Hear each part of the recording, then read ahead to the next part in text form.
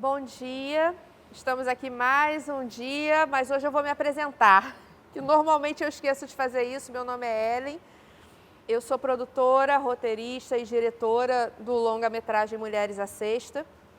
Eu quero mais uma vez agradecer a presença de todos, dizer que para a gente é muito importante estar aqui fazendo a circulação desse longa-metragem, que foi uma ideia inicial de fazer essa distribuição nos cinemas no ano passado. A gente terminou o filme e tinha como objetivo fazer a circulação nas salas de cinema, porque era um ano olímpico. E aconteceu toda essa loucura, a gente não teve nem Olimpíada e nem sala de cinema.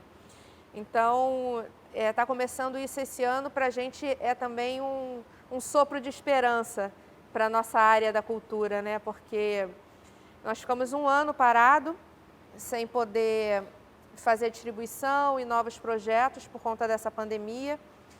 Então, eu queria realmente agradecer muito esse edital que está dentro da Lei Aldir Blanc, o Retomada Cultural. Acho que é um nome perfeito, porque realmente é o que a gente estava precisando, né? Não só nós da área da cultura, mas também acredito que vocês, como público, de estar vivenciando mais uma vez essas experiências de estarmos juntos, né? Porque a cultura ano passado foi toda online. Então, mais uma vez agradecer à Secretaria de Cultura, o Estado do Rio de Janeiro, por ter se empenhado tanto por fazer esse edital. A gente sabe que fazer um edital dentro de uma lei emergencial é uma loucura, e houve todo um esforço, um empenho para que isso acontecesse da melhor maneira. Agradecer a parceria de todos da Secretaria conosco, e aí eu falo como produção, porque tudo que a gente precisou para que isso acontecesse, todas as dúvidas e todas as dificuldades, elas foram sanadas pela Secretaria. Agradecer sinceramente por terem escolhido esse projeto. Eu acho que é um projeto muito importante, não só por conta do que a gente passa no filme, que também hoje se faz necessário falar sobre isso, né? Sobre não necessariamente feminismo, mas sobre a luta das mulheres para estarem ocupando os espaços públicos, a luta das mulheres para fazerem parte de um movimento. E essa retomada, né? A gente conseguir fazer a distribuição desse filme de forma gratuita para todas as pessoas que quiserem participar, não só presencialmente, mas online. A gente está com o filme online gratuitamente, então vocês que não vieram podem divulgar, passar para os familiares, amigos e pessoas que vocês acreditem que seriam transformados com essa nossa história. E acho que é isso, né, Silvia? Agradecer. Nós estamos realmente muito felizes de estarmos fazendo. Já estamos aqui no Teatro Miguel Falabella. A gente tivemos a apresentação de hoje, temos esse debate e temos o dia de amanhã. Depois nós vamos para as ONGs e faremos também algumas reuniões no Zoom. Então, quem não pôde participar, avisem. Vamos fazer esse bate-papo online, para que todo mundo possa ser impactado por essa história e por esse movimento. Bom, bom dia para todos vocês que estão aqui conosco e quem está aí assistindo através do evento gravado. Eu também quero me apresentar, Silvia Spolidoro, sou co-roteirista e co-diretora do Mulheres à Sexta. Tenho os mesmos agradecimentos que a Ellen acabou de fazer para a Secretaria de Cultura, essa Lei Aldir Blanc, a retomada cultural, extremamente necessária nesse momento. A cultura é sempre necessária, mas nesse momento a gente sabe que estamos vivendo um período atípico, onde a cultura salvou muita gente no período de quarentena mais radical que nós tivemos que cumprir. E sabemos que a cultura é a identidade de um povo, então ela é sempre essencial. E poder ter esse reconhecimento através de uma retomada cultural, ter sido beneficiadas com a escolha do nosso projeto, nos traz muito orgulho, né? e muita gratidão também por esse reconhecimento de um trabalho que foi realizado com tanto afinco, com vestindo a camisa. Ser documentarista não necessariamente significa ganhar dinheiro com a sua arte. Então a gente sabe que é muita paixão quando a gente escolhe essa área do cinema para atuar e para realizar. Então fica aqui o meu também muito obrigada pela possibilidade da gente estar aqui hoje. Estamos aqui desde o dia 25 de janeiro, já tivemos várias sessões de exibição do filme, o que nos trouxe também um tremendo orgulho ao ver o filme na tela grande. Não tínhamos tido essa oportunidade ainda, porque, como a Ellen comentou, a nossa estratégia de distribuição era uma, a pandemia chegou, nos pegou desprevenidas como todo mundo e tivemos que readequar a nossa distribuição. Então, foi a primeira vez que nós pudemos assistir, assim como vocês, na telona, e a primeira vez a gente não esquece, isso é fato. Então, muito obrigada. E acho que hoje a gente vai comentar um pouco sobre o processo do Mulheres à Sexta, mas com um foco maior nas dificuldades de se produzir, de se realizar no nosso país, com as nossas limitações. Sabemos que não é fácil fazer, mas como eu já disse, eu acredito que quando a gente escolhe o audiovisual como profissão, a gente também assina ali meio que um casamento, Então você assina um contrato de casamento, onde você jura fidelidade, lealdade, amor, cuidado, carinho e etc. E acho que a nossa história com Mulheres à Sexta pode vir trazer para vocês que assistiram o filme um relato de uma declaração de amor e uma inspiração, quem sabe, para que vocês possam também acreditar numa história, se dedicarem a ela e contarem essa história e também poderem ter o orgulho de assistir o filme de vocês numa telona, que eu acho que é para isso que a gente trabalha, é para ter a nossa obra, a nossa arte sendo divulgada e circulando, como é esse edital de circulação. Esse é o maior prazer, a gente poder atingir as pessoas. E cada vez que uma pessoa chega para mim e me diz: poxa, nossa, que bom o filme, adoramos o filme, que legal saber a história dessas mulheres, que legal saber que elas lutaram, que elas não ficaram paradas em relação às dificuldades que enfrentavam e que enfrentaram, pela época que estávamos no Brasil, pela política que não existia em relação ao esporte feminino, uma época que o esporte ainda era amador. Então, isso é muito bom a gente ouvir que essa história ela toca, ela mexe com a vida das pessoas e mais ainda, ela incentiva as pessoas a também lutarem pelas suas causas, independentemente de ser esporte, de ser arte, de ser vida, educação ou qualquer área, Eu acho que o importante é a gente poder tocar a vida do próximo e transformar de alguma maneira, assim como toda a parte de realização desse filme, desde o começo dele e até hoje, tenho certeza que vai continuar acontecendo isso com a gente, de transformar também a nossa história, enquanto roteiristas, diretoras, produtora. A gente todos os dias está aprendendo alguma coisa e eu acho que esse é o grande legado que o Mulheres à Sexta deixa para a gente enquanto diretoras do filme, Sim.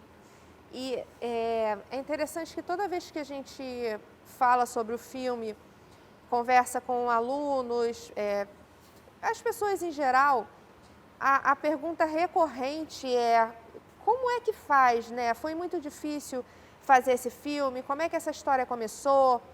De onde veio essa ideia, Quanto tempo vocês levaram para fazer? Eu acho que é legal a gente falar sobre isso, porque, como a Silvia falou, a gente sempre espera que, além de inspirar pela história, a gente também inspire pela arte, no sentido de impulsionar que outras pessoas também façam as suas próprias histórias. Sempre falo que a gente hoje tem um canal de distribuição democrático, que é a internet. Então, é possível que você faça os seus vídeos e edite de forma muito simples e muitas vezes gratuitamente e coloque essas histórias para correr o mundo, né? Então, primeiramente falando sobre a nossa maior dificuldade, que foi a inicial, nós recebemos a proposta através do livro. Esse livro, que tem o mesmo nome, Mulheres à Sexta, ele retrata a história do basquete feminino, com diversas mulheres e diversas histórias. E era muito difícil para a gente conseguir decidir como nós iríamos colocar toda essa história num tempo que seria interessante para se tornar um documentário, a ponto de atingir um grande número de pessoas, né? A gente definiu que seriam 73 minutos. E como é que você faz um livro se transformar em 73 minutos sem que você perca a coesão da coisa, né?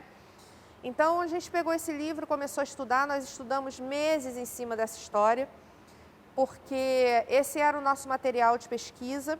Nós não tínhamos ainda recebido nenhuma foto, nenhum acervo pessoal, nenhum material de arquivo, nada. A gente só tinha essas histórias, algumas coisas constam no livro e serviu para ilustrar para a gente o que a gente estava começando a idealizar. Então, nós repartimos o livro em várias seçõezinhas até definir qual seria a premissa do filme. Porque tem muita coisa que não pôde entrar, muita coisa boa que a gente acha que deveria fazer parte desse produto, mas que se tornava impossível. Então, quando nós decidimos a premissa das tâmaras, né, isso definiu também qual seria o recorte que nós usaríamos para retratar essa história. A gente tinha como ideia trazer até a medalha, né, que eram as nossas tâmaras, e isso incluía uma outra geração de jogadoras, para que a gente mostrasse que às vezes uma história começa lá atrás para ter resultado muitos anos depois. Então, nós fizemos um primeiro roteiro, como a gente já falou aqui para quem está acompanhando, a gente faz um pré-roteiro quando se trata de documentário, sempre servindo a narrativa, ao arco que a gente definiu, a nossa premissa. E dentro desse primeiro roteiro, nós colocamos muita história da Norminha, da Delcy, das outras meninas que fizeram parte dessa geração e que não puderam estar no filme por muitos motivos. A gente teve dessa geração a Maria Helena, a Heleninha, a Norminha e a Delcy, que a partir da nossa decisão, a Norminha seria a voz dessas mulheres dessa geração. Então, nós tínhamos muito material e muito conteúdo, né? Mas a gente precisava deixar um espacinho não só para a história delas, como também para contextualizar o que era ser mulher, o que era ser atleta na época, como era a sociedade politicamente, artisticamente. Então, isso também come um pouquinho do nosso tempo. A gente precisava da Silvana, do Victor, o Ricardo Tradi também era fundamental para falar um pouquinho sobre o trabalho que eles estão fazendo, que é um trabalho maravilhoso, que é um trabalho de continuidade, para que outras gerações consigam chegar ao mesmo feito que a Paula e a Hortência. Então, nós tínhamos a Simone, que fez parte dessa geração e tem toda uma história na música. Essa foi a maior dificuldade, né? Como pegar tudo isso e colocar em 73 minutos. Foram muitos meses de trabalho em cima dessa pesquisa, desse livro. A partir disso, depois que nós decidimos qual era a premissa e qual seria o arco narrativo, nós precisávamos colher os materiais de arquivo para poder trabalhar em cima disso, porque você também usa um tempo do filme para esses materiais e é necessário que eles estejam muito bem contextualizados para que sirva a narrativa. Então, de pesquisa de material, nós levamos muitas semanas, não só nos dias que nós fomos lá para fazer a captura desse material, mas também do estudo em casa. da separação desse material para saber o que realmente não poderia deixar de ser usado. Então, quando fala, quanto tempo demora para fazer um documentário? Depende. No nosso caso, foi muito tempo, porque a gente precisava estar muito bem dentro dessa história, estar muito bem calçada em todo esse material, e teve a questão do orçamento, porque nós gostaríamos de contextualizar como era essa sociedade na época em relação às mulheres, e a única maneira de fazer isso seria através de imagens. Elas falam, mas nada tem mais força do que a imagem. E nós não tínhamos orçamento para comprar matérias de jornal, revistas ou comerciais da época. E aí é o que eu sempre falo em relação às soluções criativas que servem ao projeto dentro do orçamento. O que a gente pensou como solução? Seria recriar algumas matérias e alguns recortes de jornal e revistas para que a gente pudesse colocar como era na época sem usar o material que foi usado na época, já que a gente não poderia comprar. Num documentário, essa é a parte que come o seu orçamento. É quando você precisa comprar todos esses arquivos, que eles têm uma propriedade intelectual e normalmente, em baixo orçamento, você utiliza a verba para fazer as filmagens, para pagar a equipe, para fazer a logística, a alimentação, e sempre esse pedacinho, que seria uma grande parte do orçamento, você não tem para utilizar. Então, a gente tinha o nosso designer que topou fazer essa brincadeira e recriar esses anúncios. Então, nós colocamos isso tudo junto com os materiais de arquivo para poder começar a fazer um pré-roteiro de arquivos. Porque aí você faz o roteiro, o pré-roteiro do que você vai filmar, você faz o pré-roteiro da premissa, do que você imagina como arco narrativo, e você tem o pré-roteiro do que vai entrar como ilustração. Então, foram muitos meses até que esse material tivesse pronto, a ponto dele poder começar a ser montado. O nosso montador, o Tasso, que foi brilhante, trouxe soluções muito criativas em relação aos únicos 7 minutos. E não sei se vocês perceberam, nós temos 7 minutos de imagens no filme, que foi o que o nosso orçamento nos permitiu comprar.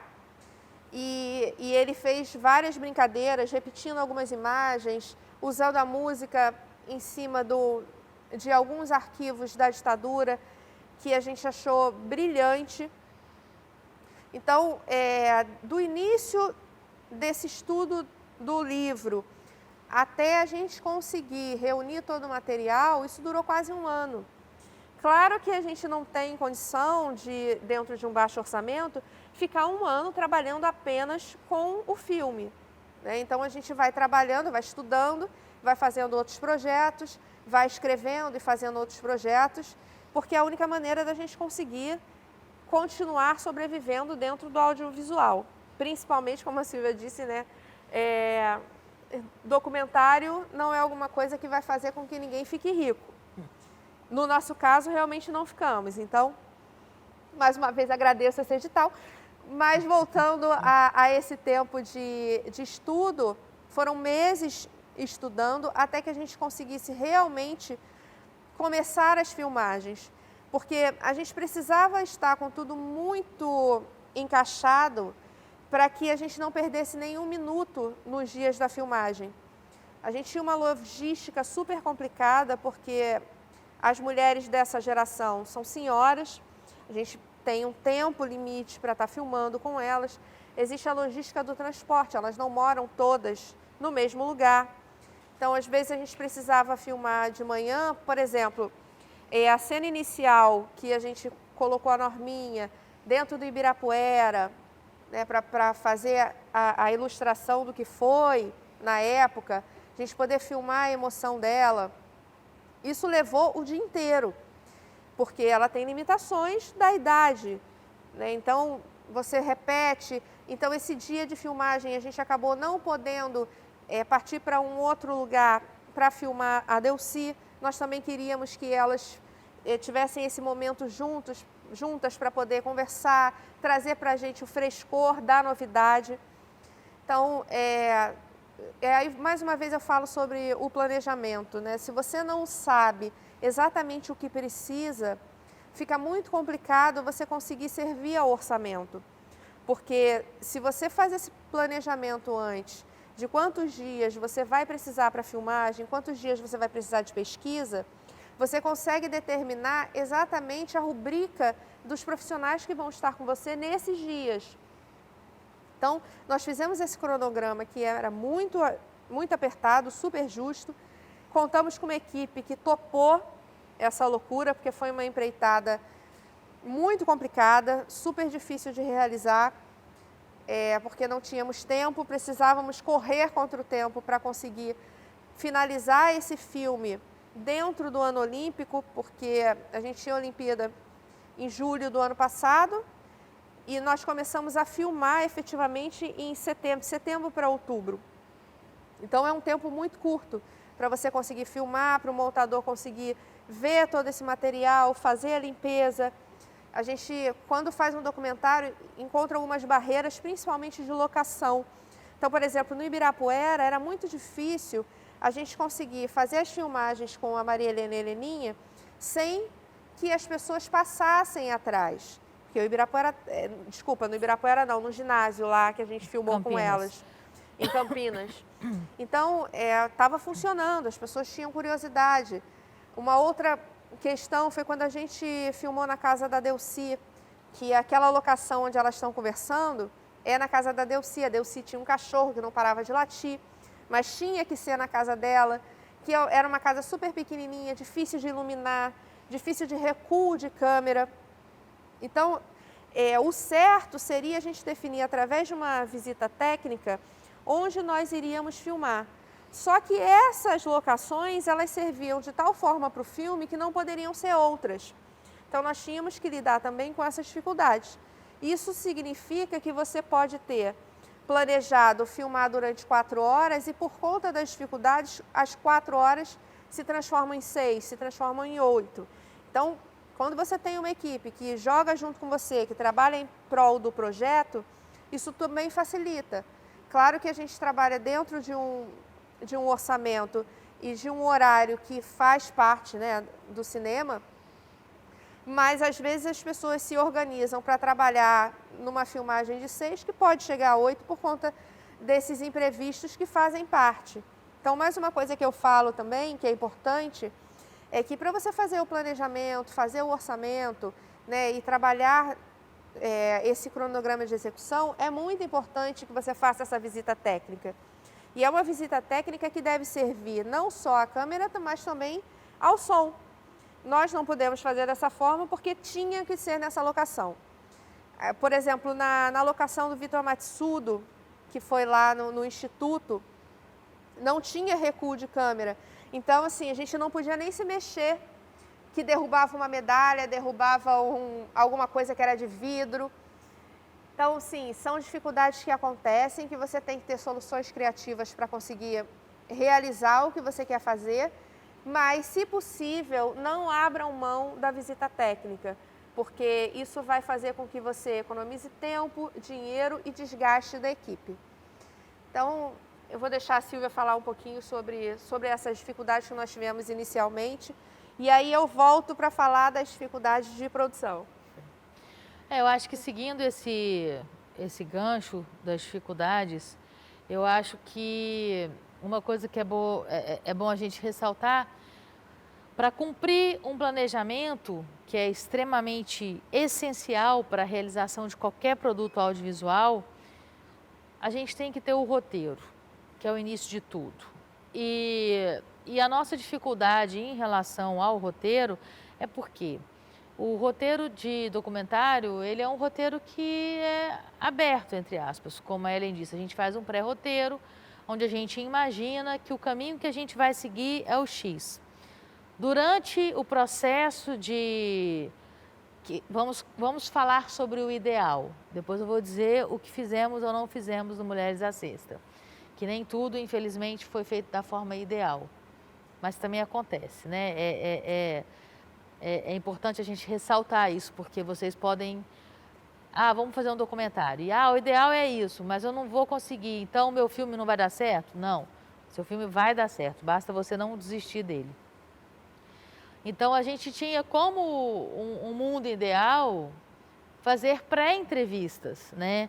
Porque nenhuma de nós duas conhecíamos nem a história e nem as nossas personagens. Não somos do mundo do esporte, né? Por mais que ela tenha praticado esporte, eu também, mas a gente não é do mundo do basquete. Então, assim, a gente, né, muitas coisas que aconteceram, a gente não tinha como prever ou como solucionar de bate-pronto, porque não é o nosso universo.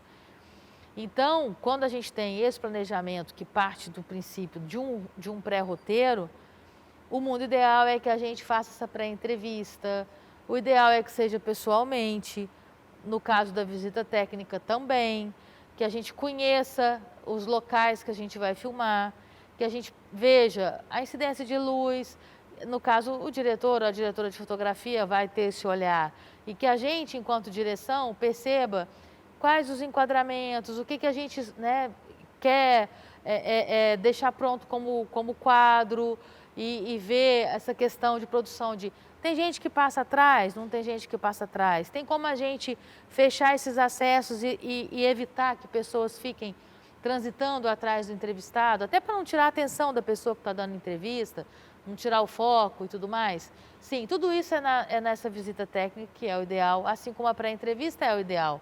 Porque numa pré-entrevista, você pega um pré-roteiro e você já vai entendendo que daquele personagem A, eu tiro mais um pouco o X, daquele ali a pessoa fala pouco, porque isso pode acontecer. Você vai para o set com o seu pré-roteiro ali, sei lá, 10 perguntas para cada pessoa. E você vai conversar com aquela pessoa que você não teve condição de fazer uma pré-entrevista, e aí você começa a falar e a pessoa, sim, não, foi difícil. E aí você fala, pronto, acabou, né? O que eu faço? E tem também uma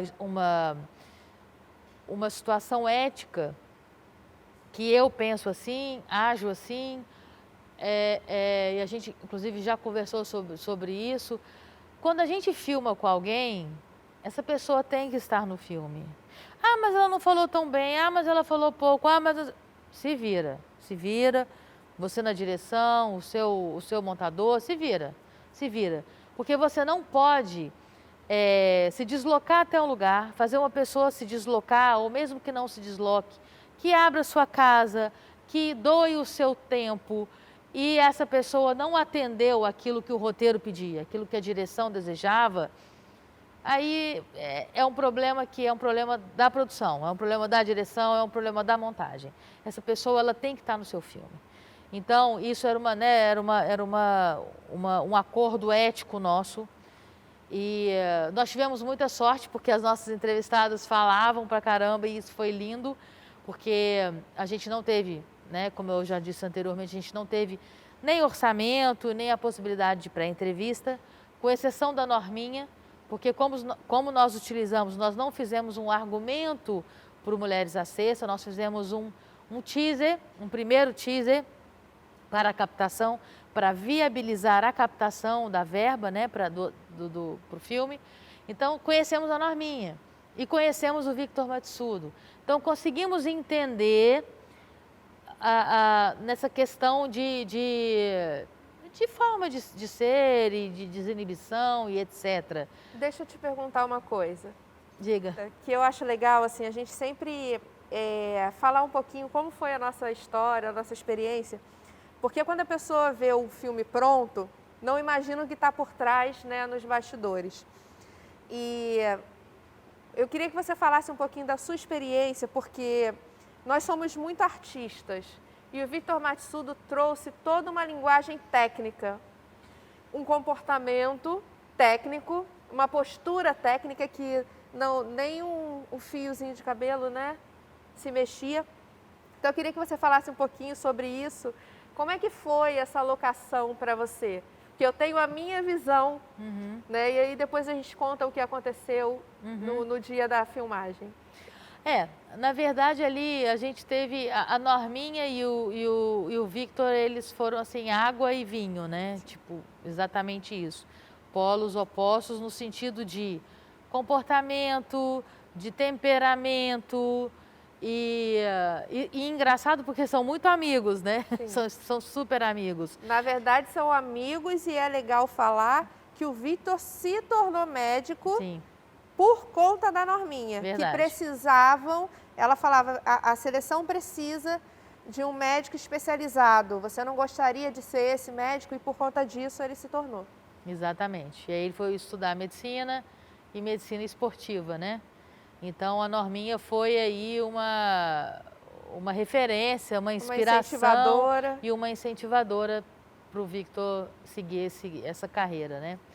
Então assim, os dois muito amigos, mas polos totalmente opostos. Então na nossa entrevista com a Norminha, foi uma entrevista leve, ela contando as histórias, ela se emocionando ao lembrar, porque ela é argentina, então ela veio para o Brasil, ela teve que se naturalizar brasileira para poder praticar esporte, representar o Brasil, né, na seleção brasileira. Então, assim, a gente percebia aquela carga, né, de luta, de emoção, por mais que a Norminha também seja um pouco fechada, assim, ela é mais prática, né? Ela é uma mulher prática. Mas você via que aquilo tocava no coração, né, na vida, na história que ela construiu, a vida que ela deu ao basquete. E o Victor era exatamente o oposto, ele era o estudo, ele era a parte analítica, né, da situação. Então, para nós, ao escolhermos os dois para fazermos esse primeiro teaser, foi muito rico, porque conseguimos ter, com 2 personagens só e 5 minutos, talvez, 5 minutos do primeiro... Sim. Uns 5 minutos do primeiro teaser, nós tivemos ali uma riqueza desse contraponto, né, de um com o outro, e ela falando das dificuldades, ele explicando essa dificuldade, o absurdo que isso é para a ciência, né, o desrespeito que isso representou para o esporte, para essas mulheres, para essas atletas, né?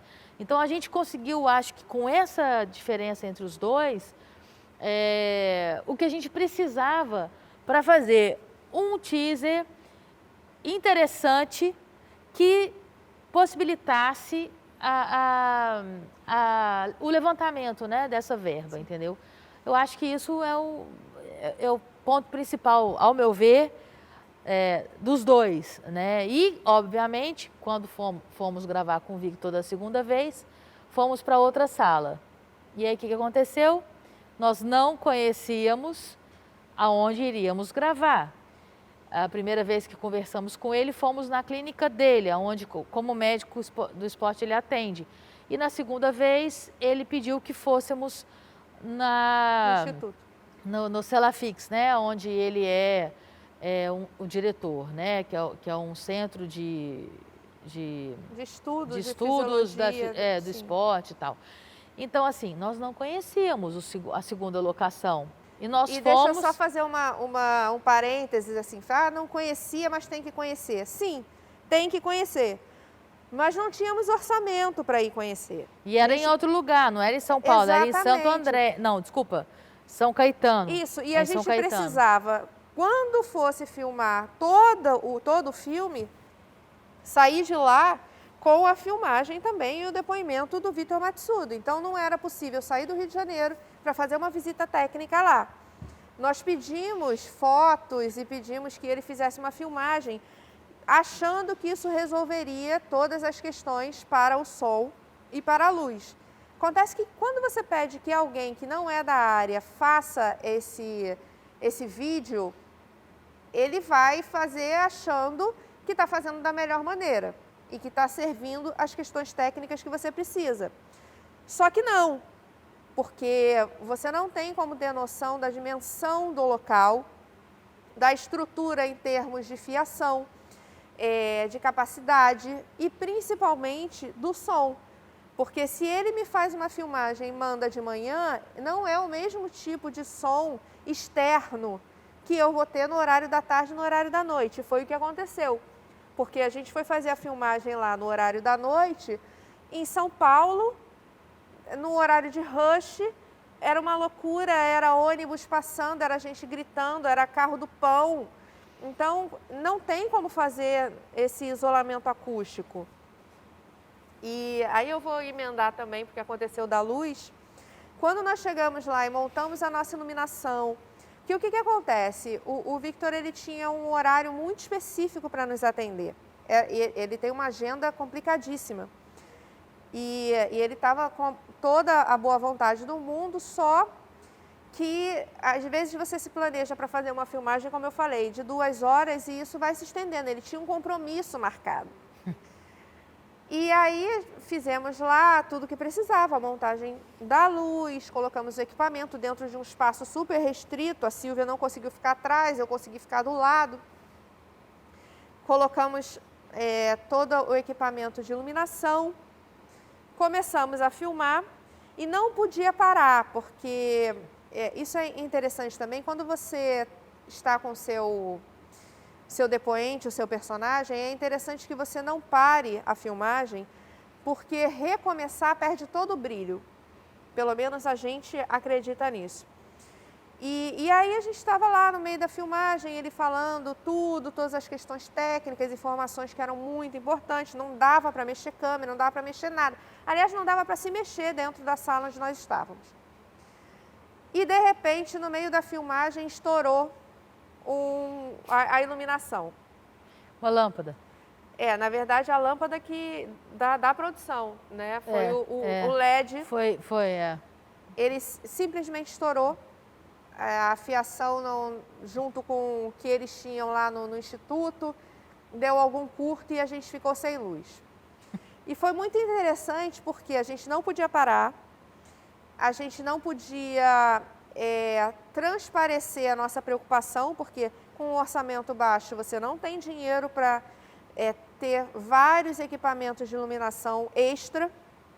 Nós tínhamos a iluminação da sala. E aí eu acho que todo mundo entendeu, não só a equipe, como o Victor também entendeu, porque nós seguimos a filmagem, que não dá para ver que a nossa iluminação caiu. Ele sequer levantou uma sobrancelha e fez um estrondo. Nós também não nos mexemos, parece que aquilo não aconteceu. Eu, como produção, só pensava, tudo bem, há de ter um jeito de resolver isso na colorimetria. A pessoa que levou o equipamento de luz pensava, nossa, que prejuízo, acabei de perder R$700. A Silvia pensava, nossa, ele não pode terminar de falar. Eu pensava, isso aqui não pode parar porque ele tem hora. Então, essas coisas, elas acontecem por mais que você planeje. E aí, eu acho interessante ficar falando do que acontece nos bastidores, porque quem está começando pode pensar que esses imprevistos, eles se dão por uma falta de planejamento, um planejamento errado, e não necessariamente. Isso acontece o tempo todo com todo mundo.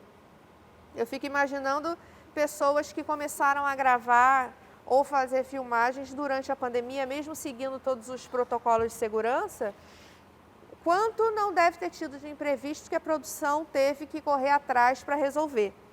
Então, mais uma vez, eu falo sobre isso para que vocês entendam que a produção ela é a arte de resolver problemas. Você amanhece o seu dia com um problema para resolver e vai ser uma vitória se você terminar o seu dia com ele resolvido. Então, eu sempre vou dizer que digo para as pessoas fazerem arte, para as pessoas fazerem os seus filmes, contarem as suas histórias, mas ser produtor, você precisa ter um pouquinho não só de jogo de cintura, mas nervos de aço. Então, se algum de vocês pensam em seguir por essa área, pensem bem, porque gastrite é o que vocês vão ter no mínimo. Mas pode seguir, Silvia. Eu acho que, assim, como a gente se propôs hoje a falar sobre dificuldades, seguindo o que a gente não teve como fazer para entrevistas, né, para ter um mundo ideal na hora de filmar e etc. É bom que a gente também ressalte que, especificamente no Mulheres à Sexta, essa pré-entrevista não nos fez tanta falta, porque tínhamos mulheres que já tinham participado do livro da Cláudia Guedes, então elas já tinham essa história um pouco na memória, né? Além de ser a própria vida delas, obviamente, mas elas já sabiam um pouco sobre o que a gente estava querendo falar, sobre a nossa proposta. É claro que a proposta do documentário, ela foi um pouco mais específica, porque nós nos preocupamos muito em entender e fazer com que o nosso espectador pudesse entender através do filme onde elas estavam, né, o que elas vivenciaram, por que vivenciaram, como elas conseguiram lidar com tudo e o legado que deixaram, não só para as outras jogadoras, mas para as próprias mulheres, né, da sua geração, porque a Maria Helena coloca isso muito bem e eu concordo com ela, apesar de não ter vivido esta época, mas ela diz que eu acho que o basquetebol ajudou a mulher brasileira a evoluir, né? O basquetebol feminino ajudou a mulher brasileira a crescer e a evoluir. E acho que ela está correta, porque a superação delas inspirou e inspira. O trabalho delas deixou um legado de uma geração vencedora no basquete. E por isso também que a gente vê a Paula, a Magic Paula, citando que infelizmente o Brasil é um Brasil que não tem memória, que não valoriza seus ídolos, que não forma ídolos, né? Que não tem essa cultura, né, de ídolos. E a gente, por não ter memória, realizar documentário acho que é um motivo de mais orgulho ainda, porque querendo ou não, esse filme vai ficar, essa história vai ficar. E quanto mais ela circular, melhor ainda, porque a gente vai ter a história do Mulheres à Sexta servindo, mais uma vez, de inspiração para superação em qualquer área, não só no esporte. E é o que a Hortência também diz, né? Que a gente, na vida, a gente tem duas escolhas. A gente escolhe ser o melhor ou a gente escolhe ser o mais ou menos. É uma escolha nossa. Claro que tem oportunidade, tem milhões de coisas aqui, a gente ficaria 3 dias debatendo sobre isso. Mas eu entendo quando ela se posiciona assim, porque temos várias histórias de pessoas que não têm nenhuma oportunidade e que se tornam sumidades nas suas áreas, né? Como temos pessoas que têm todas as oportunidades do universo e não se transformam em ninguém, porque elas, talvez por terem muitas oportunidades, não entendam o quanto é prazeroso você se superar e traçar um objetivo e conseguir seguir o objetivo, chegar até a sua meta. E eu acho que essa realização é o que pode nos deixar lá com 70, sei lá, 80 anos, com um sentimento de dever cumprido, que todas elas no filme têm, né? Então eu entendo a colocação da Hortência e acho que ela tem razão quando ela coloca a situação de que a gente tem essa escolha. E a gente, enquanto documentaristas, cineastas, com pouco orçamento, mas com uma história maravilhosa nas mãos, fizemos a escolha de fazermos o melhor. Nós sabemos que o filme poderia ter 37 minutos de imagens das Olimpíadas, imagem da primeira Olimpíada, mesmo que fossem em fotos e jornais. Cara, era tudo que a gente mais queria no universo. Só para fazer um parênteses no sentido de curiosidade, para vocês terem uma ideia de quanto custa 1 minuto de uma filmagem de uma Olimpíada, para você conseguir, independente do momento da Olimpíada, não precisa ser gol, não precisa ser cesta, não. Qualquer momento de uma Olimpíada, 1 minuto custa $150 mil. Só para vocês imaginarem o quanto é necessário ter uma mente muito criativa para servir ao projeto sem dinheiro.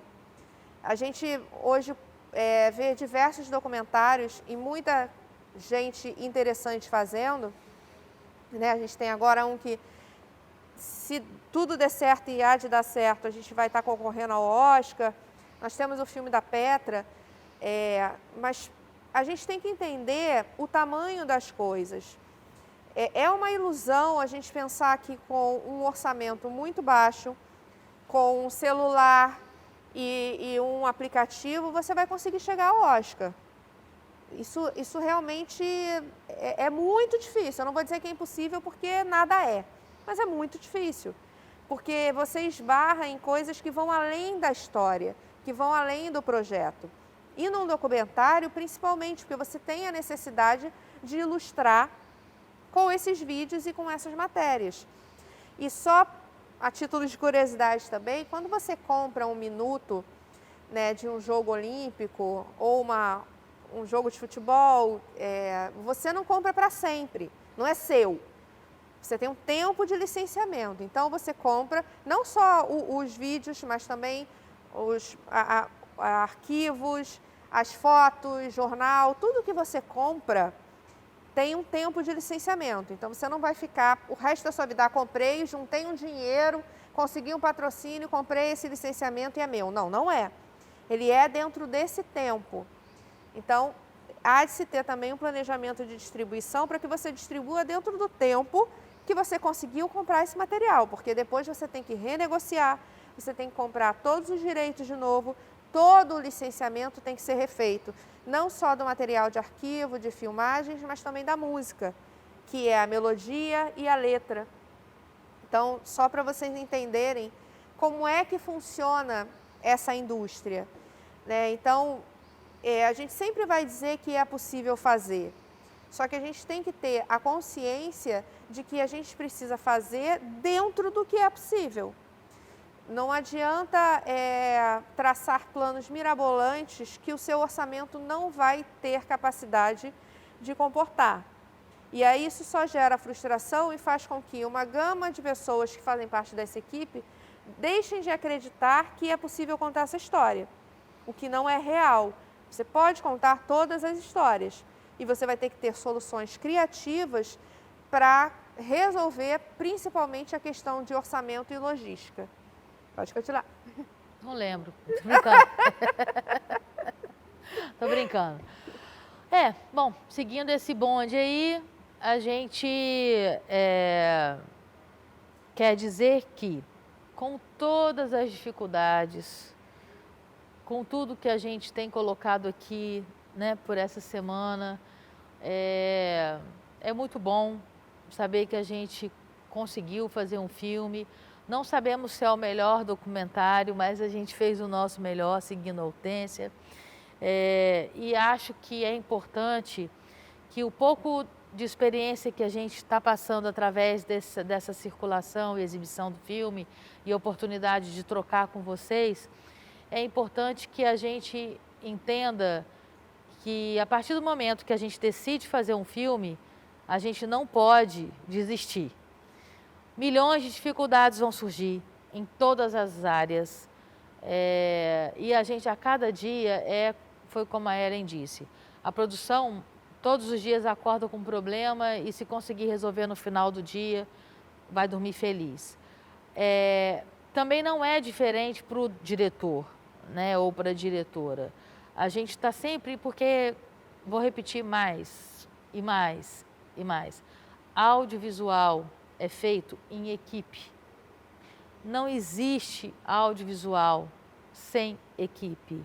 Eu vou pegar, vou fazer, vou acontecer porque é o diretor, porque é o roteirista. Não, é uma equipe, é uma obra em conjunto, né?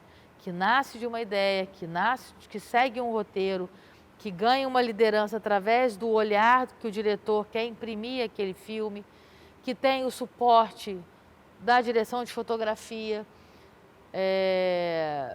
da direção de arte, enfim, da trilha sonora, da captação de som e etc. Então, é um produto que é coletivo. E muitas vezes a gente foi dormir desesperada, porque é um produto coletivo, mas o problema é da produção e da direção, entende? Então, isso eu acho que a gente pode ressaltar como uma grande dificuldade e que quem quer ser cineasta tem que ter isso em mente.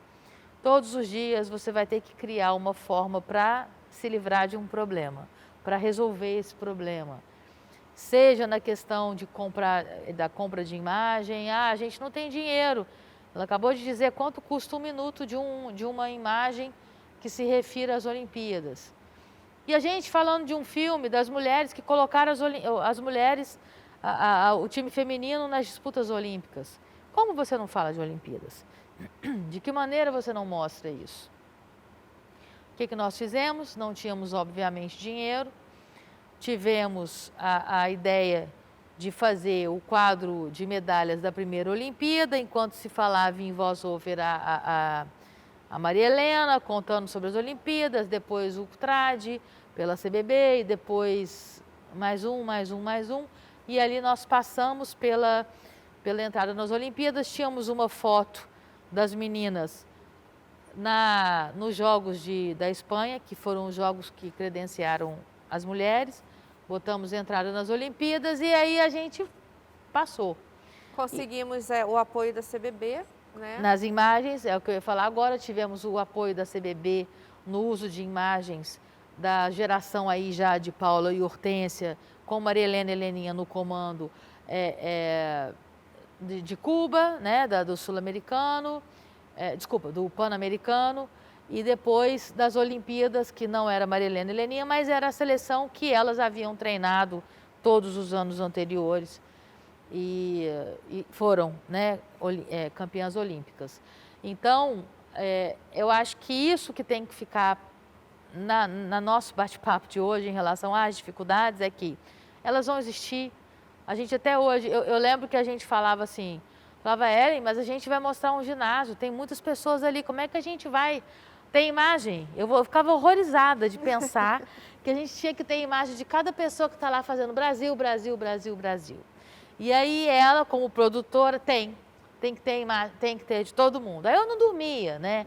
Então, assim, e aí a gente vai no processo, nas nossas dificuldades, entendendo como lidar com elas. E aí aquilo que vai no sonho, ele vem aqui e te traz para o chão, e te bota numa realidade, e te coloca aqui, tudo bem, a gente vai ter que comprar tal imagem, aí a gente faz assim, não precisa usar a imagem, a gente cria um anúncio, quem não tem que pagar anúncio de capa de revista, e etc. Citação a gente pode, então a gente resolve assim, assim, assado. E aí foi, né? Então, assim, para abrir para as perguntas aí para vocês, eu acho que não é fácil, mas se fosse fácil, ninguém ia querer fazer também. Porque o ser humano é feito de desafios. A gente todos os dias se desafia a levantar da cama, a lutar pelo que a gente quer, e acho que fazer cinema não é diferente, né? Todos os dias a gente tem essa meta, que é vencer mais um dia e ter o prazer de ver o cinema, de ver o filme na tela, de ver as pessoas sendo tocadas pela obra que você realizou. Isso nem a Mastercard paga. E acho que uma das maiores dificuldades de se fazer a produção independente, agora eu vou falar por mim, é realmente a questão da distribuição. Porque você se sente assim, você preparou a festa inteira, você se dedicou, você ajudou na decoração, você ajudou na escolha das músicas, você ajudou na escolha do figurino de todo mundo, você conseguiu emprestar a casa de alguém para fazer a festa. E aí, na hora da festa, você fala, gente, não vai ter... Como que eu vou chamar o povo para a festa? Não vai ter quórum aqui para a festa. Então, assim, a gente não tem como realizar a festa, porque não tem ninguém para assistir. Eu acho que a não distribuição, pelo menos a que a gente sonha quando a gente faz um filme, é um momento de frustração, que talvez para mim seja a dificuldade maior em todo esse processo. Todo esse perrengue que a gente contou foram perrengues que me fizeram uma profissional melhor, me fizeram uma líder melhor e tudo mais. Então, assim, eu tiro como aprendizado e realização, né? Me deixa feliz ter passado por tudo aquilo que a gente fala, a gente ainda dá gargalhada hoje de coisas que no momento a gente ficou sem dormir.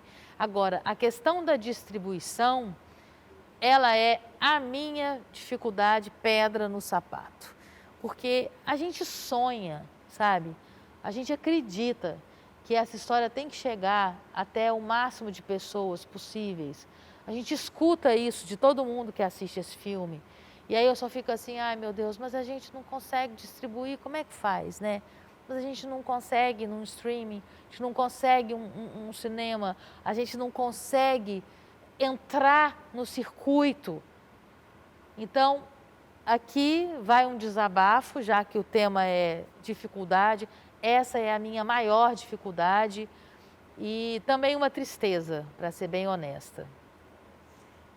Voltando só um pouquinho sobre a questão dos arquivos, uma coisa que a gente tem que prestar muita atenção sobre os direitos autorais é que o direito autoral ele está em qualquer coisa que exista.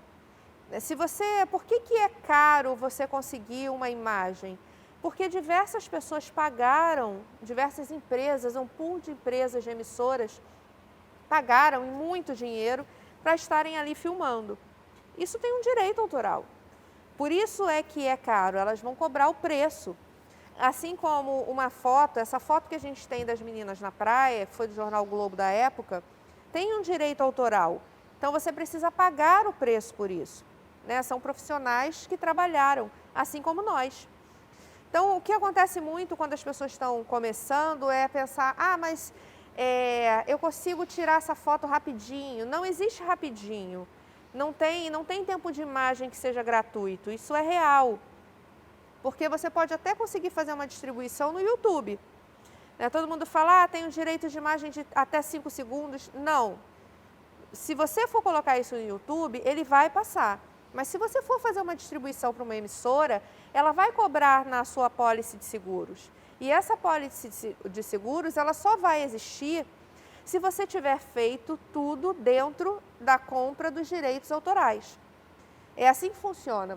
Você paga um advogado, ele faz ali todo o tratamento que tem em cima, não só do roteiro, mas também do que ele vai ver de imagem, para saber qual é o risco sobre isso. E como qualquer seguro, ele pode ou não aceitar. E nenhuma emissora trabalha sem essa apólice. Então, é muito importante que se tenha consciência de que tanto em relação à música quanto aos arquivos é necessário pagar ou ganhar, né? Você pode fazer uma sessão, eles podem te ceder essas imagens, como foi o caso da CBB. Se você tem arquivos pessoais, eles podem ser usados. Então, por exemplo, nós tínhamos arquivos das atletas que elas tiraram as fotos. Mas se ela tirar uma foto de um jornal, já não serve, porque a foto não é dela. Tem que ter essa noção, sabe? Porque senão você trabalha para fazer um produto que se torna inviável para qualquer tipo de distribuição. Não adianta, e isso é uma coisa que corre muito nos grupos e as pessoas realmente acreditam que existe esse tempo. O que acontece você pode usar durante esses 5 segundos que te dá o direito de pleitear um ganho de causa. Não significa que você não vá ser processado pelo uso. Essa é a diferença. Não é que você possa usar, ele não é seu. Você não pode usar nada que não seja seu. Então, nós temos algumas coisas que foram usadas sem direito de imagem, que deu uma passada rápida dentro desses 3, 4 segundos, que a gente achou que valia a pena correr esse risco e a apólice de seguros embarcou conosco. Mas o ideal, e aí é quando a Silvia fala, cada carinha tem que ter o direito, cada carinha tem que assinar a declaração de direito de uso de imagem para que você não inviabilize. Porque se você não tiver toda essa documentação, eu normalmente faço um dossiê de produção, de cada produção que eu faço, e dentro desse dossiê ele tem todos os direitos de imagem, todas as locações que foram cedidas, todos os contratos com todos os profissionais, ali entra o orçamento, o cronograma, as notas fiscais, porque você tem até 10 anos para ser cobrado sobre isso. E as pessoas podem vir a te cobrar e você não vai lembrar. Então, é muito importante fazer esse documento, arquivar esse documento por muito tempo. Quando você trabalha dentro de um edital, você pode ser auditado até 10 anos em relação à prestação de contas e em relação também à execução. Então, é importante, quando você está dentro de um edital, que você fotografe. Hoje é muito mais fácil, né? A gente tem a internet, você faz um stories, faz um post. Ali está tudo registrado, não vai sumir. Então, já facilita muito. Mas é interessante que você consiga todas as assinaturas possíveis para que, se você tiver um problema lá na frente, tenha sido apenas uma questão de curiosidade do auditor e você não se prejudique por uma negligência. Porque o trabalho é esse, é você fazer com que esse produto ele esteja capacitado para a venda, que é a distribuição. A Silvia fala sobre a distribuição e realmente é uma questão, porque a gente hoje está sempre brigando com o blockbuster americano. E enquanto a gente não entender que os nossos documentários, eles são a nossa identidade, e aí eu vou falar de documentário, não de ficção, porque, né, é sobre o que a gente está falando hoje. Isso é a nossa identidade, é o registro que vai ficar para sempre. É necessário que tenha um investimento de distribuição para esse tipo de produto, para que a gente também fomente o público, para que gere o interesse das pessoas. Realmente, todo mundo que vê esse filme fica encantado, acha interessante a história, acha que mais pessoas têm que ter acesso a isso, mas é muito difícil você conseguir uma entrada, principalmente em canais, onde você consiga distribuir esse filme com o mesmo interesse que uma comédia nacional. São produtos diferentes, você não tem como fazer uma comparação de bilheteria e nem de alcance de público. É assim como é a arte. Você tem em várias modalidades, em vários setores, você tem artes que interessam um grupo de pessoas, que é a arte de nicho, que provavelmente não vai interessar ao grande público, o que não significa que não seja importante que essa arte seja fomentada. Enquanto a gente não fizer um trabalho de conscientização e educação para esse público, a gente não vai conseguir atingir escalas maiores, porque, mais uma vez, como a gente já falou aqui, só a educação transforma. Eu tenho certeza que, se nós tivéssemos a possibilidade, que era a ideia inicial, de fazer essa circulação nas escolas públicas, nós teríamos tocado muitos adolescentes para se voltar não só para a história que a gente está contando, mas gerar um interesse também para esse gênero que é o documentário. Então, eu acho fundamental que cada vez mais a gente tenha políticas públicas de incentivo para que esse gênero seja não só valorizado, mas distribuído em grande escala, para que as pessoas se interessem e se acostumem a assistir. Eu falo por mim, né? Eu sempre sou nascida e criada no subúrbio, estudei em escolas públicas e eu não me lembro quando foi a primeira vez que eu vi um documentário, mas certamente foi depois de adulta. Eu acho que, se eu tivesse tido a oportunidade de conhecer esse gênero quando adolescente, eu teria assistido muito mais do que assisti ao longo da minha vida, correndo atrás em função da minha escolha profissional. Então, fica aqui o meu apelo para que cada vez mais a gente tenha políticas públicas incentivando esse gênero. Quando eu coloquei a distribuição desse filme nesse edital, o objetivo era justamente esse, era fazer com que o gênero fosse cada vez mais divulgado para gerar um interesse em públicos que não têm acesso. A gente sabe que, se um filme como esse não tiver numa emissora aberta, fica cada vez mais difícil que a grande população tenha acesso. E aí eu não vou entrar na política de telas, porque a gente também poderia ficar aqui semanas falando sobre isso, mas eu acho que é necessário que se invente uma nova maneira de impor às telas que esse gênero seja cada vez mais divulgado e distribuído no Brasil. Porque, se as pessoas não assistirem e a gente não educar as pessoas a se interessarem, provavelmente daqui a pouco nós não teremos mais esse gênero, como muitas coisas já acabaram por falta de interesse. E se não tem interesse, não tem investimento. E a gente volta na questão da construção do mito, né? A gente precisa que exista um investimento para que exista a construção do mito e a gente consiga o espaço na mídia. Então, é sempre esse jogo. Enquanto a gente não, como sociedade, não tem toda essa gama de disponibilidade acessível, é necessário que as políticas públicas nos permitam alcançar. Então, mais uma vez, eu agradeço sinceramente a possibilidade de estar fazendo isso dentro desse edital, porque é uma maneira realmente da gente conseguir levar a informação para quem precisa. E também tem o... desculpa te cortar aí.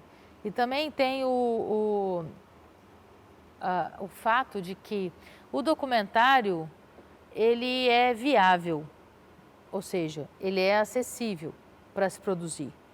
Enquanto você vai levar, sei lá, quantos anos da sua vida como cineasta para conseguir produzir uma ficção que custa, sei lá, 30 vezes mais que um documentário, o documentário é possível, né? Então, você pode fazer uma pesquisa bem elaborada, você pode fazer a sua pré-entrevista, encontrar seus personagens e encontrar pessoas que estejam afim de compor, né, essa equipe audiovisual e até num coletivo mesmo, né? Levantar um mínimo de dinheiro, fazer uma vaquinha virtual e levantar um mínimo de dinheiro para a produção, para a compra de imagens, de direitos, que a gente sabe, como já foi falado aqui, que é necessário, sem isso não existe documentário, e produzir, e fazer, e distribuir, né, passar na escola do seu bairro, passar sei lá, junta um dinheirinho, bota num cinema, nem que seja um dia, para todo mundo, família e etc., comprar pipoca, sentar e assistir e se orgulhar, né, dessa pessoa, desse jovem, dessa equipe, dessa galera. Então, assim, isso também é muito importante, porque a gente está falando de um gênero que é possível e que é necessário, porque o documentário traz uma análise crítica da sociedade, porque cada história que você conta num documentário, o pano de fundo daquilo, o que está lá embaixo, é muito maior do que o iceberg que está aqui em cima. Você forma uma sociedade crítica, você forma uma juventude interessada, essa pessoa, seu roteirista, diretor, vai ter que estudar sobre esse assunto. Por mais que você tenha alguém que se propõe a fazer uma pesquisa, não adianta um roteirista ou um diretor se propor a fazer um documentário se ele não entende um mínimo do que ele está falando ou se propõe a falar. Então, ajuda inclusive nesse aspecto, no aspecto da educação e da viabilidade, né? Porque o documentário é viável. A gente, né, às vezes conversa com as pessoas, eu quero fazer um filme, eu estou escrevendo uma série. A gente olha e fala, boa sorte, né? Porque a gente já entendeu, nós mesmas já entendemos, nós já fizemos isso, nós já falamos isso, e temos séries na gaveta, e temos muitas longas na gaveta, e temos, sabe, pilotos na gaveta. Só que a gente entendeu que não é tão simples assim.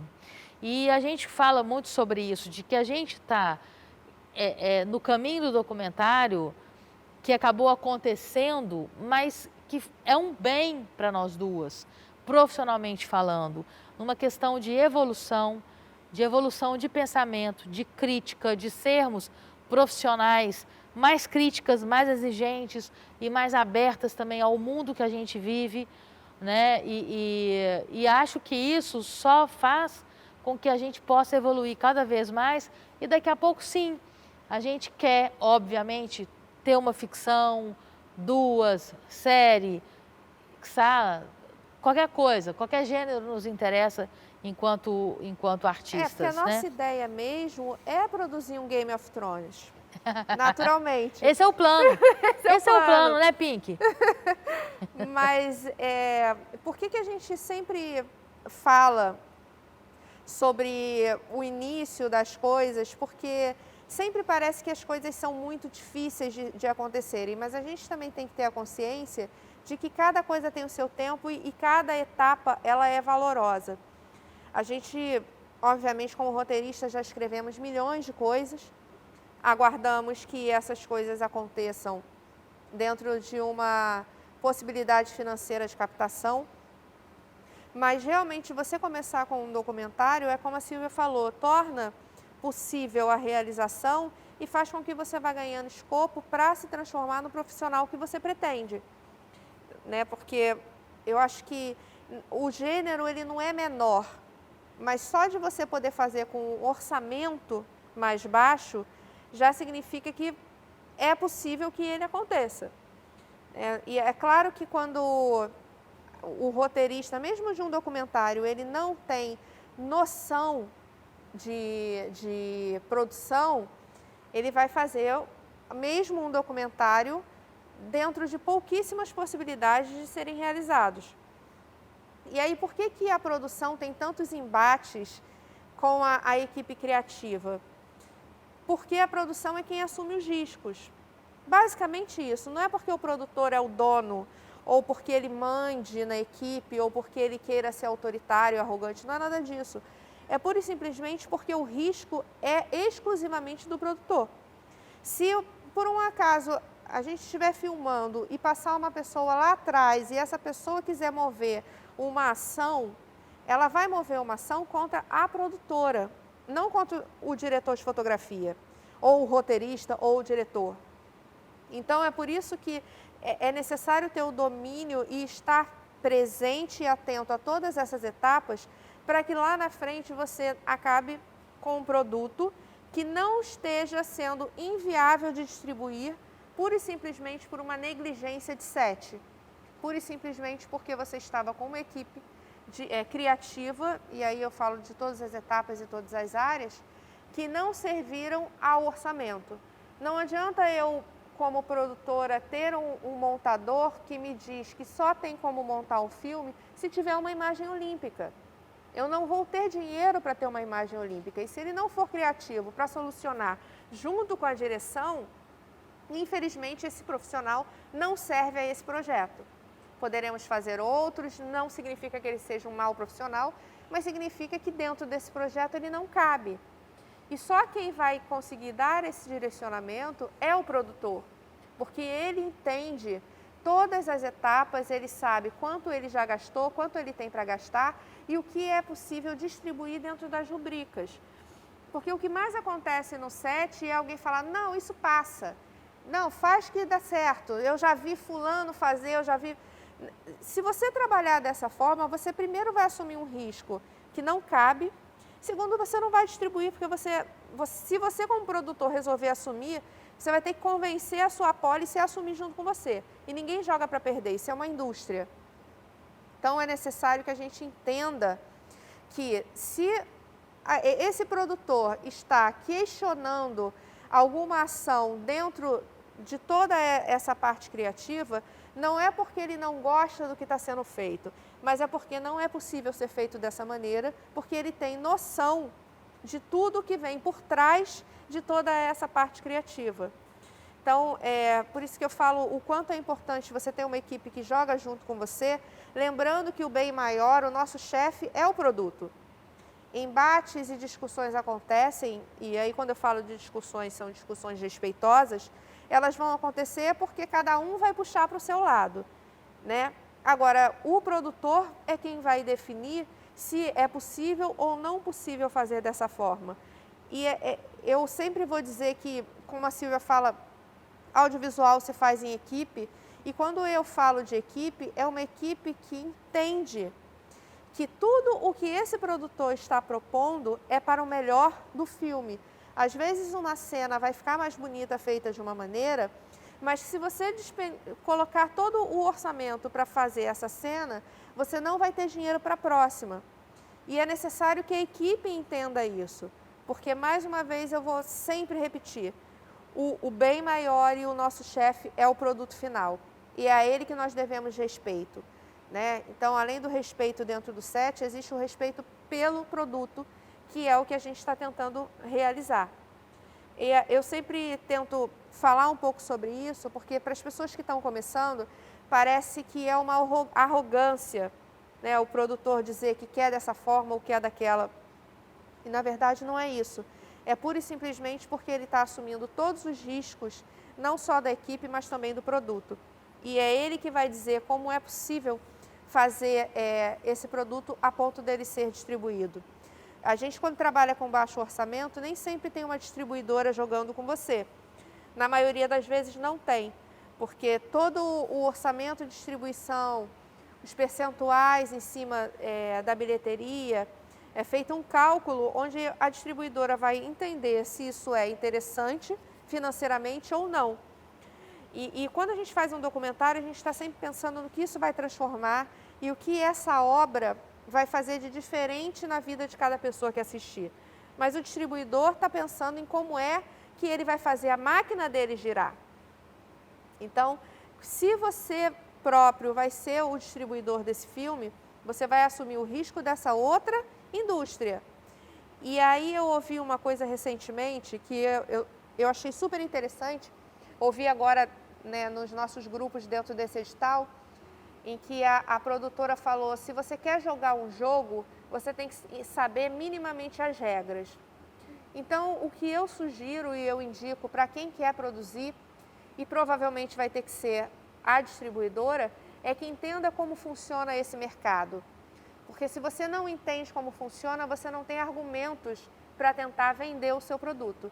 E a gente faz um produto para que ele seja visto, né? Tudo bem que estamos dentro desse edital e a gente tem uma circulação, mas a gente quer que esse produto seja cada vez mais visto e esteja em cada vez mais telas. E para que isso aconteça, você tem que entender como esse mercado funciona. Acho que eu já falei muito. Vamos abrir perguntas, vamos saber se vocês querem tirar alguma dúvida ou tem alguma curiosidade, fiquem à vontade aí. Oi, tudo bom? Sou o Ricardo. Oi, Ricardo. Eu queria saber qual o valor médio aqui no Brasil que é considerado um baixo orçamento, um micro orçamento, um grande orçamento e quanto que vocês gastaram no filme, se é possível dizer esse valor, e como é que ficou dividido entre pré-produção, filmagem, pós e divulgação. Bom, normalmente, aí eu vou colocar dentro de editais e eu acho que a gente pode ter uma base para definir orçamentos, né? A gente pode considerar um baixo orçamento um documentário de R$250 mil. E alto orçamento, o céu é o limite. Não consigo supor quanto custou, por exemplo, o Democracia em Vertigem.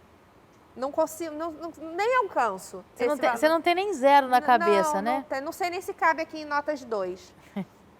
Mas foi bastante. No nosso caso, nós fizemos esse filme incluindo pré. E aí, quando eu falo pré, eu estou falando desde o início de quando a gente pegou o livro, quando a gente começou a estudar.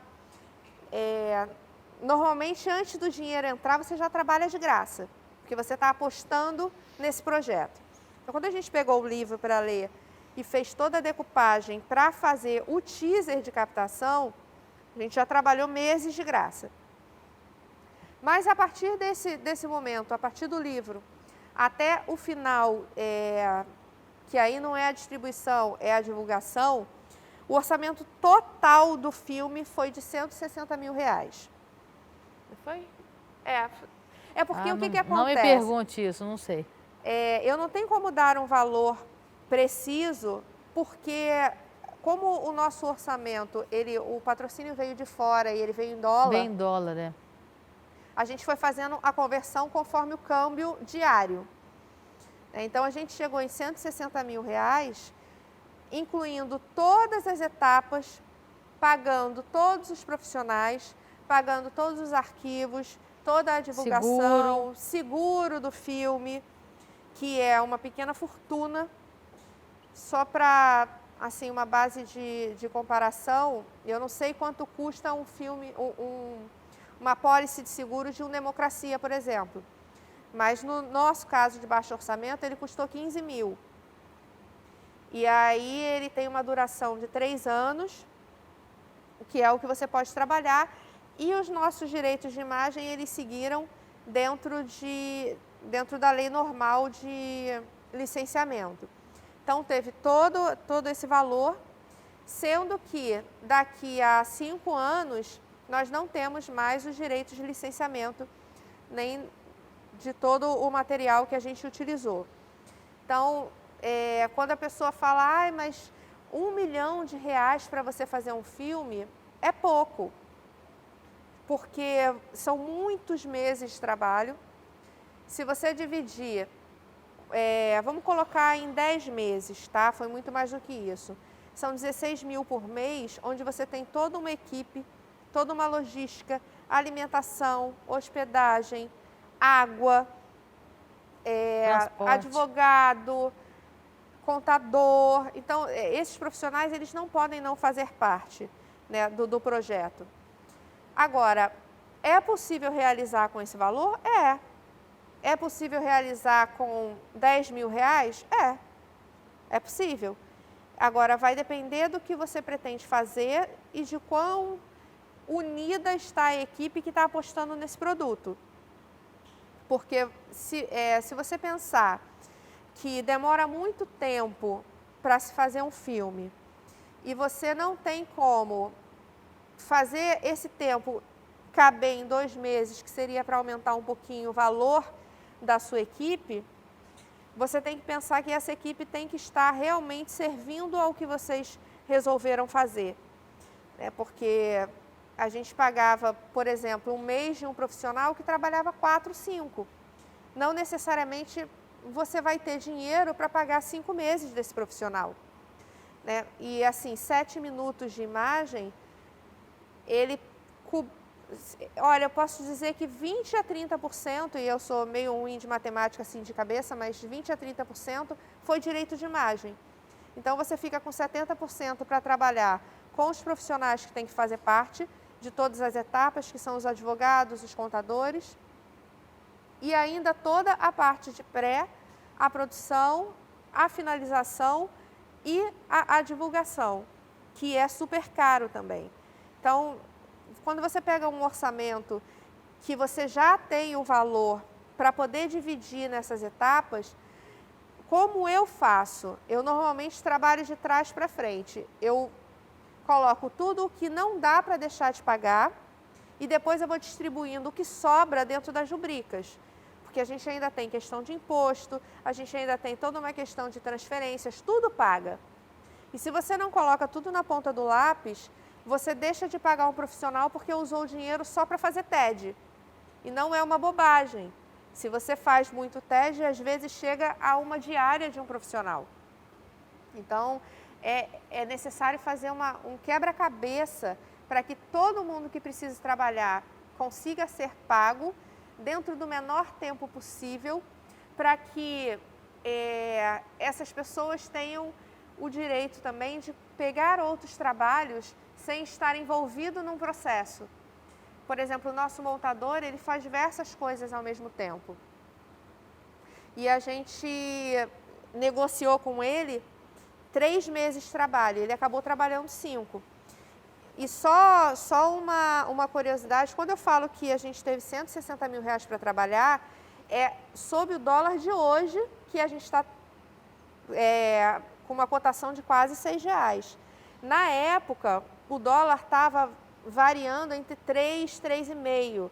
Então, a gente, como fez esse câmbio, a gente trabalhou com 110. Se a gente fizesse o filme hoje, já teria sobrado um dinheirinho a mais, até para fazer uma distribuição que na época em que o dinheiro veio não aconteceu. Então, a gente fez o filme com cerca de 105, 110 mil, mas se fosse hoje esse patrocínio com o câmbio de hoje, chegaria mais ou menos a 160. Então, para quem já trabalha com isso, né, e já está no mercado, sabe que é um orçamento que eu não posso nem considerar baixo. É um orçamento que torna quase inviável você trabalhar quando 30% disso você tem que pagar direito de imagem e a apólice de seguros. Né? Então, por isso que a gente sempre fala um pouco sobre como trabalhar com baixo orçamento, para que as pessoas entendam que é possível fazer. E eu sei que deve ter muita gente aqui se perguntando, nossa, mas vocês conseguiram um dinheiro, né? Sim, mas nós conseguimos esse dinheiro para fazer esse filme. Se você conseguir 20 mil reais, você vai fazer um outro filme. Se você não conseguir dinheiro nenhum, você vai fazer um outro filme. O que não significa que não seja louvável a sua realização e não significa que não seja um produto que vai interessar alguém. Sempre vai. A arte, ela tem essa questão democrática, né? Eu posso ver um filme que custou 10 milhões de dólares, não vou nem falar em real, e dizer que não é bom. E eu posso ver um filme que foi feito de graça, com um celular e um aplicativo, e me interessar. A gente vê isso, né? Então, eu acho que a gente tem que apostar nessa questão de que a arte, ela é muito particular e ela vai sempre trabalhar com a identificação. O que me toca é o que eu me identifico. Então, se eu me identifico com um produto que fale, por exemplo, sobre inclusão, que fale sobre o poder da mulher e a luta, ou principalmente um produto que fale sobre o povo brasileiro, que é algo que me interessa muito, ele pode ter custado R$1. E provavelmente uma outra coisa sobre futebol, por exemplo, masculino, que não me interessa, ele pode ter custado 10 milhões e não vai me tocar. Então, eu acho que é isso que a gente tem que pensar. É sobre o que é que me toca e o que eu acredito que vai tocar outras pessoas. É a partir daí que você vai desenvolver um projeto. Não adianta pensar que você vai pegar alguma coisa que esteja na moda se isso não te toca. Porque se não tocar você, não vai tocar outras pessoas. E isso indifere quanto é que se gastou para realizar. O que faz, na minha opinião, e eu vou deixar a Silvia falar um pouco, o que faz a diferença de uma arte e outra é o quão eu me identifico com o que está sendo dito. E aí, isso não tem a ver com orçamento, tem a ver com entrega. Tudo que eu e a Silvia fazemos, seja em ficção ou documentário, a gente está sempre pensando no quanto isso pode transformar a vida de outras pessoas. E o orçamento, ele é secundário. Como eu vou realizar, isso é de uma outra, está num outro lugar. Primeiro tem a parte da criação e o quanto eu acredito que é necessário o que eu estou falando. Depois eu vou transformar isso num produto e fazer com que ele seja cada vez melhor para que interesse mais pessoas e toque e transforme a vida de mais pessoas. Acho que você já disse tudo, é exatamente isso. Independente do orçamento, a gente tem que acreditar no projeto, se dedicar ao projeto e deixar a nossa assinatura, que no caso é uma proposta nossa. A cada trabalho que a gente aceita é tocar a vida das pessoas, que quem assistir aquilo não vai sair do mesmo jeito. Pode sair pensando, pode sair grato por ter conhecido a história daquelas pessoas, enfim, pode trazer para si um aprendizado, né, sobre aquilo que acabou de ver. Enfim, eu acho que é isso que fica para nós, né? Eu acho que a nossa marca, enquanto artistas, é essa. Esse é o nosso desafio, independentemente do orçamento ou de qual trabalho que a gente seja convidada a realizar, né? Alguém tem mais alguma pergunta? Eu queria falar um pouquinho sobre o respeito aos nossos protagonistas, né? Porque quando a gente liga uma câmera e estabelece uma intimidade com essas pessoas, elas vão relatando a vida delas e muitas das coisas em que elas falam de coração aberto, não necessariamente é o que a gente vai usar no filme. Porque não só para seguir a premissa, não só porque a gente tem sempre o cuidado de trabalhar esse arco narrativo, mas também porque a gente nunca vai fazer um produto que exponha alguém, a menos que ela se coloque à disposição e para ela, e aí quando eu falo ela, estou falando do nosso protagonista, seja importante dizer. Então nós tivemos vários relatos de questões sociais, políticas, que não foram colocadas no filme porque era uma exposição absolutamente desnecessária que só iria criar uma polêmica. E eu falo isso porque quando você trabalha com baixo orçamento, e como produtora, né, a gente está sempre pensando em ganchos que vão interessar a mídia. E esses ganchos, eles podem ser interessantes para mim como produtora na hora de distribuição de um produto, mas ele não necessariamente vai ser interessante para a pessoa que está ali confiando que o que eu estou captando e vou montar vá deixá-la em alguma situação desconfortável.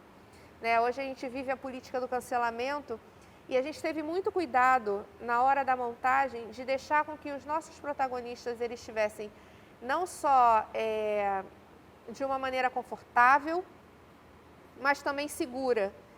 Todas as vezes em que tinha alguma questão em que a gente achava que não caberia ao filme, não que a gente não quisesse saber, óbvio, a gente desligava a câmera ou desligava o som e deixava que eles falassem e voltávamos a filmar depois que esse relato já tinha passado. Isso foi muito legal porque deixou todos eles muito confortáveis de falar o que eles quisessem, sabendo que a gente cumpriria a nossa questão ética de não expor ninguém. Isso é uma marca nossa, não só nesse filme, mas em todos os projetos que a gente está fazendo. E é uma preocupação também de produção para que a gente não corra nenhum risco de processos, né? Porque parece uma bobagem, mas se você fala de alguém e esse alguém se sente incomodado ou com a sua imagem denegrida de alguma forma, você certamente está correndo um risco que é desnecessário, porque não é por conta disso que você vai conseguir uma distribuição em uma tela. Certamente não é, a menos que você faça um filme totalmente polêmico e a proposta seja essa, e você esteja disposto, junto com sua policy e a emissora, a fazer esse filme dessa forma, com todos esses riscos. Mas eu, sinceramente, não acho necessário, porque eu não acredito que ter colocado qualquer polêmica diferente da que nós já tratamos, que foram as dificuldades dessas mulheres, teria mudado a transformação que esse filme faz na vida de cada pessoa. Só teria, na verdade, ilustrado o nosso ego por trazer uma informação que ninguém tem. Mais uma vez eu falo, a gente tem sempre que servir ao produto, né? E o nosso produto era, desde o início, desde que a gente começou a fazer o roteiro, desde que nós conversamos com todas as pessoas que participariam desse filme, de fazer uma obra que fosse bonita, transformadora e ética. Então, eu acho legal, assim, vocês pensarem sobre isso também, porque na hora a gente fica muito afoito com uma informação e quer colocar, às vezes de primeira mão, quer jogar num teaser e avaliar se isso realmente ele serve à obra ou serve ao seu ego, né? E no fim das contas, faz a diferença. Porque se você começa a fazer escolhas que sirvam somente ao seu ego, o resultado final vai ser algo para ilustrar o que não deveria ser, que é a transformação na vida de quem assiste, e não só na sua, né? Perfeito. Alguém tem mais alguma pergunta para a gente encerrar? Aqui. Eu me chamo Valmir. Oi, e Valmir. trabalho com rádio. Trabalha com o quê? Rádio, Rádio? isso. Eu estou vendo vocês falarem sobre dificuldades, sobre coisas que atrapalham a fazer o produto, assim, em cada segmento também nós temos também, na rádio também não é diferente, até sobre censura e tudo, da mesma forma como vocês falaram que vocês têm que chegar e olhar e ver o que pode, o que cabe, o que não cabe, a gente também faz a mesma coisa. Dentro das dificuldades, qual foi a maior dificuldade que vocês encontraram? Se vocês chegaram a uma dificuldade que deixou vocês tão angustiados de ponto de assim, não quero mais fazer esse documentário. Se isso aconteceu e se pode falar, um momento que vocês viram assim, agora a gente está no caminho certo, tá dando certo, e o ápice, assim, esse momento foi o melhor momento da produção.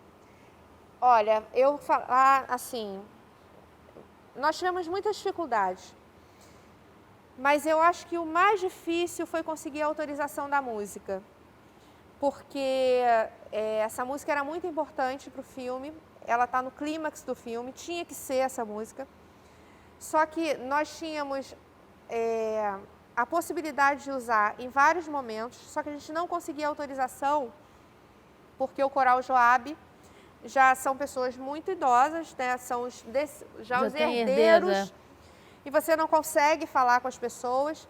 E aí entramos em contato com a DAF, que levou muito tempo para conseguir falar com os herdeiros, para conseguir autorização. E aí vem a negociação do dinheiro. Aí um queria, o outro não queria. E aí um acha que vale tanto, o outro acha que vale tanto, só que não tem dinheiro. Só que você não tem como fazer audiovisual sem música. Né? A gente tem a trilha, que é original, foi feita pelo André. Mas essa música ela era muito importante porque é uma música que reflete a época e elas falam muito sobre isso. Elas falam como foi estar no Ibirapuera, as pessoas cantavam essa música.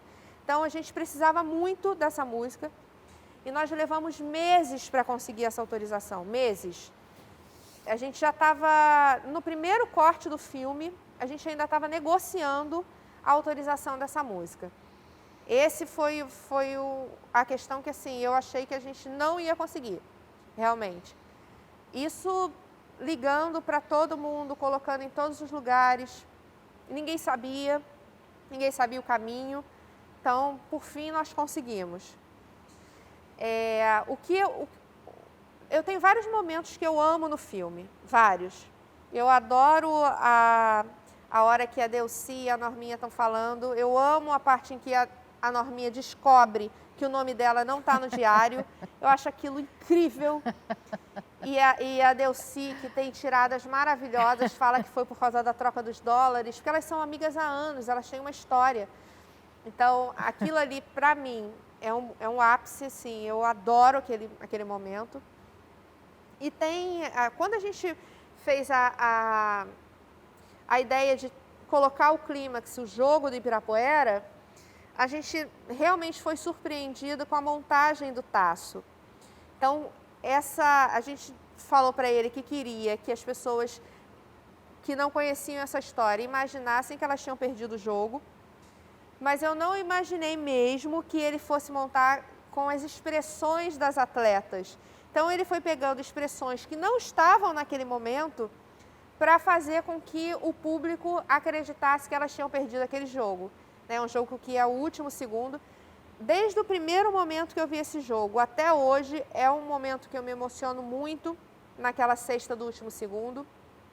Então, para mim, assim, não sei dizer se é o melhor momento do filme, porque eu acho incrível, mas eu gosto muito do final, que foi dificílimo para fazer, com a Norminha batendo aquela bola na quadra e a gente ouvindo o eco daquela bola. E quando ela joga, obviamente não foi ela que jogou, né? Porque ela já não tem mais o ombro. Ela tem o ombro, ela tem né? o ombro, mas ela tem uma o ombro lesão tá no lá. ombro. E já foi muito usado, bem usado. E a gente teve a sorte, porque assim, eu não consigo jogar uma bola, a Silvia mais ou menos, vai dizer que consegue, mas não. A gente tinha o rapaz do som. O incrível é que a equipe inteira tinha ligação com basquete. E a gente descobria isso a cada minuto. Então, o Hudson, que foi o som direto, tivemos 2 som diretos em São Paulo, ele é basqueteiro. O pai foi da seleção de basquete, conhecia a Norminha. Ele, filmando com a Norminha, ele emocionado de ver aquelas mulheres, porque ele conhecia cada uma delas. Todo mundo era ligado ao basquete, né? E foi ele que conseguiu fazer várias vezes a cesta para a gente usar. E com chuá, hein? Com chuá, nem usou tabela. E aí, olha, a nossa ideia era que no final a gente tivesse o Ibirapuera vazio e ele fosse sendo lavado pelo público. Não tínhamos dinheiro para isso, lógico. Essa era a ideia, que ia ficar lindo. Essa ideia morreu cedo, né? Morreu jovem. Levou 2 minutos. Morreu jovem essa ideia. Porque seria lindíssimo, né? A computação lavando e trazendo. Mais uma vez a gente teve essa solução de focar ali na cesta, a bola caindo, e trazer a imagem que nós tínhamos do Ibirapuera, que, você vê, são 7 minutos, foi usado algumas vezes. Então, eu acho que passou o que eu queria. Foi difícil demais para realizar, porque foi um plano sequência. e fazer um plano de sequência com alguém que não é do cinema, né, com limitações da idade, não está acostumado aos ensaios, nossa, não sei, não me lembro quantas vezes a gente fez o plano de sequência do final para que ele conseguisse, porque tinha que vir com a norminha, depois baixar a câmera para pegar aquele movimento. E a gente queria... Lembrando que a Fran, que é a diretora de fotografia, não tinha assistente. Não tinha foquista. Quem fez o foco fui eu, acreditem. Exatamente. Não me perguntem como, mas fui eu, a Fran, vai! E eu fui, e deu certo. E assim, lidando também com cansaço, porque a norminha já estava ali há muitas horas. E a gente tinha que repetir muitas vezes. E a pessoa não consegue entender por que tem que repetir tantas vezes, né, para coisa acontecer. Não tá bom, mas tá bom, já falei, tá bom. Então, assim, são esses 3 momentos. O final eu acho realmente lindo, lindo, lindo. E os outros que eu já falei. Bom, para mim, a maior dificuldade, assim, foram várias, mas a que eu vou destacar agora foi a questão da descoberta do tal do direito autoral, sabe? Direito de imagem. Eu realmente não dormia. Eu queria desistir. Eu falava para ela, em cada dia que ela chegava, eu falava assim, não dá, não vai dar, a gente não vai conseguir. Então a gente assume que não vai conseguir e tudo bem, vamos fazer outra coisa. Nunca mais eu faço documentário na minha vida. Já estamos com outro projeto, com 2 projetos já de documentário, só para vocês saberem. 3. Então, esse momento para mim foi o mais importante e o mais assim, eu cheguei no mundo adulto, sabe? Fui descoberta no mundo adulto, que tem essa coisa aí de uso de imagem. Número 1. Olha, foram vários momentos, assim, eu acho esse filme, ele foi muito feliz, né? Então, nós temos vários momentos que são importantes na minha visão. A emoção da Delcy, quando ela cita que ela tinha as pessoas, né, da faculdade, os parentes assistindo ela jogar num ginásio lotado, eu chorei lá e eu choro todas as vezes, pelo menos fica um olhinho cheio d'água quando ela se emociona com aquilo, porque ela tem a capacidade de me remeter ao lugar dela. Eu fico no lugar dela quando ela fala isso e eu me imagino passando por tudo que elas passaram, chegar um momento em que o ginásio inteiro grita Brasil, Brasil, Brasil, Brasil, e ela vendo a família ali, sentindo obviamente o orgulho dela. Então esse momento para mim é pontual, assim, sabe? O momento em que a Hortência reverencia a Norminha, valeu para mim o filme. Porque isso era uma coisa que eu tinha muito dentro de mim, falava isso, enchia o saco da Ellen o tempo inteiro com isso. A gente tem que fazer a Hortência reverenciar a Norminha, é uma missão nossa. O Brasil tem que saber, não que as outras não tenham sido importantes, pelo amor de Deus, todas elas são maravilhosas, talentosíssimas, mas tinha essa coisinha da Hortência ter a Norminha como ídola e a gente precisava que ela falasse, pelo menos eu queria. Eu tinha isso como uma missão minha, pessoal, aí como diretora do filme. E a gente conseguiu, né, que a Hortência falasse isso. Isso para mim foi o ápice. Amo, obviamente, o jogo, o final é emocionante e para mim a cereja do bolo é a Simone cantando a capela, o Pra Frente Brasil, e dizendo o nome de todas elas, sem a gente ter combinado nada. Aquilo foi gravado no final da entrevista da Simone no estúdio, no estúdio de gravação que ela costuma, né, gravar os discos dela. E ela falou, eu falei, poxa, você não podia ir cantar pra gente um Pra Frente Brasil, não? Aí ela, canto, qual é o tom que você quer? Eu falei, não cheguei a esse nível, né? Pra Frente Brasil, né? E aí ela fala, canto, cadê a letra? Botei no celular, né? Lembrando a Ellen, que a Fran, pelo amor de Deus, Fran. Tudo desmontado. Você liga essa câmera, Fran, você dá seu jeito. E a Fran correndo, porque... Volta o som, volta, é liga aquela rapidinho. coisa, né, gente? É aquela coisa do momento. É um negócio que não tem como... Aí, ó, o planejamento indo por terra abaixo, tudo que a gente já falou. Mas o bonito é isso, porque você planeja e aí o universo te dá de presente momentos assim, né, que valem tudo e que tudo valeu a pena. Então esse momento da capela final do filme com a Simone cantando e dizendo o nome de cada uma delas é de me arrepiar. Posso assistir esse filme 1 milhão de vezes, que eu sempre vou me arrepiar nesse final. Eu quero aqui agradecer, já vou falar que depois você fala e encerra, quero agradecer vocês por estarem aqui. Muito obrigada. Obrigada mais uma vez à Secretaria de Cultura do Estado do Rio de Janeiro, a esse edital de retomada cultural dentro da Lei Aldir Blanc.